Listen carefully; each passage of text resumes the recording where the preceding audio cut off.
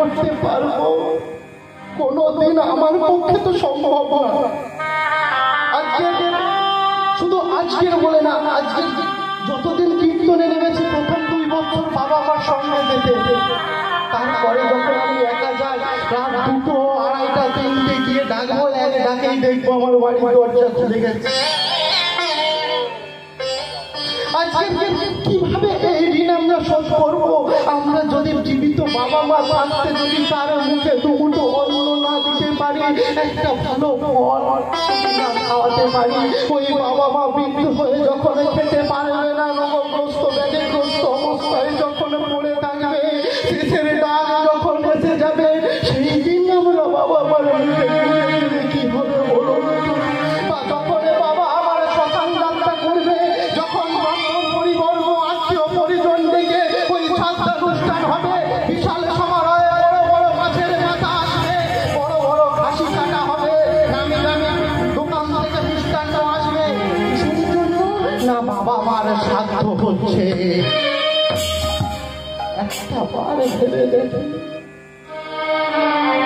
যে বাবা মা আমাকে মানুষ করলো, তার জন্য আমি শেষের দিনে তাকে দুবেলা দুটো অন্ন দিইনি, কিন্তু সেই বাবা মা যখন বাড়ি থেকে চলে গেল, বিদায় নিল, তার জন্য কত জোর সমারোহ চলছে। একটা বার আমাদের বিবেক কাঁপে না? আমরা কখন আনন্দ করি, কখন সমারোহের সঙ্গে মানুষকে, গ্রাম আত্মীয় স্বজন পরিবারকে ভোজন করাইবো মা, যখন আমাদের অন্তরে আনন্দ আসে, মনে ফুর্তি জাগে। বলুন তো, পিতা মাতার বিদায়ে আমাদের অন্তরে ফুর্তি জাগে? এমন কি কোনো সন্তান সন্ততি আছে? অথচ দেখুন, ওই দিন যখন আমরা শ্মশান যাত্রায় যাচ্ছি, আপনাদের এদিকে হয়তো সঙ্গে যায় না, যাই কি বাবা? একবার আমরা ভেবে দেখি না, যে মা যে বাবা আমাকে এত কষ্ট করে মানুষ করলো, সেই বাবা সেই মায়ের শেষ যাত্রায় কেন আমরা এই জিনিসগুলোকে গ্রহণ করব? আরো তো দিন পড়ে আছে, সারা জীবনে যত দিন আমি জন্ম থেকে মৃত্যু পর্যন্ত আমার দিন পড়ে আছে, ওই দিনটা যদি আমি এই জিনিসগুলোকে ত্যাগ করে শ্মশানের দিকে এগিয়ে যাই, কৃষ্ণ নাম মধুর হরি নামে করতে করতে যদি আমার বাবা মায়ের শবদেহটাকে নিয়ে যাই,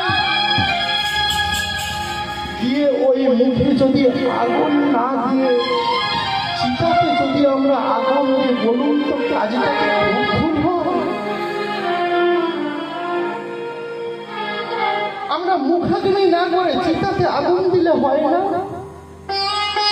যেই মুখটা দেখলে আমাদের অন্তর কেঁদে মরে, যেই পদযুগলে দেখলে আমাদের জীবন শান্তি পায়, আমরা কেমন করে সেই মায়ের মুখে আগুন জ্বালাই বলুন তুমি? যে মা আমাকে দিন দিন দিন দিন করে বড় করলো, তার অমৃত সুধা রস দিয়ে আমাকে বাড়িয়ে তুললো সমাজের দিকে, যে পিতা পরিশ্রম করে একটু একটু করে মাথা তুলে দাঁড় করালো, সেই পিতাকে কেমন করে শেষ দিনে এইভাবে বিদায় দেবে? আমাদের কিছু কিছু বোঝার আছে। আমি জায়গাগুলো তুলে ধরছি মাত্র, আপনারা উপলব্ধ